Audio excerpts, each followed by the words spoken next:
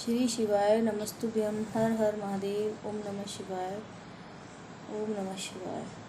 24वां अध्याय श्री कृष्ण अवतार तथा राजा महासेन कथा। भगवान शंकर सनत कुमार से बोले, हे महर्षि, पूर्व कल्प में दैत्यों के अत्याचारों से पीड़ित होकर पृथ्वी ब्रह्मा जी के पास गई। पृथ्वी की व्यथा कथा सुनकर पृथ्वी के उद्धार के लिए ब्रह्मा जी देवताओं के साथ पृथ्वी को लेकर क्षीर सागर में विष्णु जी के पास गए।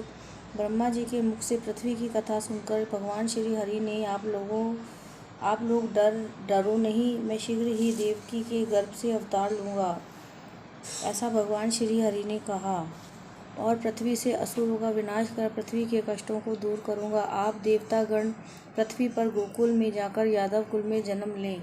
भगवान श्री कृष्ण के जन्म लेने पर कंस के अत्याचारों के डर से वासुदेव उनको गोकुल में नंद बाबा के यहाँ छोड़ आए।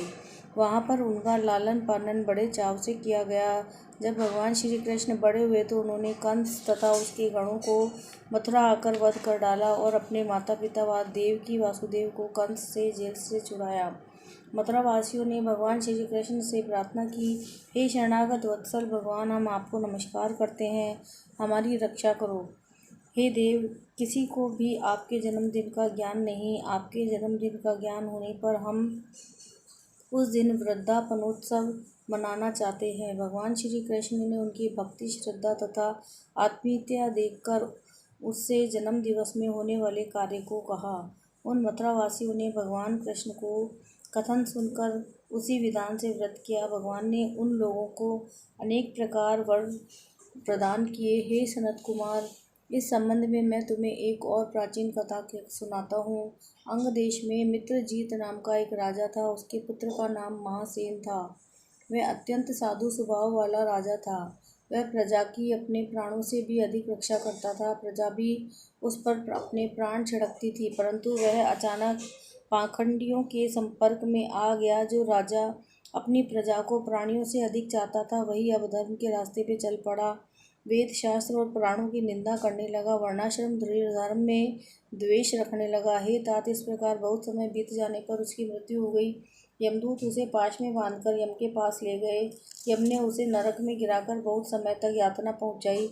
नरक की यातना भोगकर वह पिशाच योनि में गया। भूख प्यास से व्याकुल इधर उधर घूमता हुआ मारवाड़ में पहुंचा तथा एक वैश्य के शरीर में प्रवेश कर गया। वह वैश्य वहां मथुरा नगरी में पहुंच गया।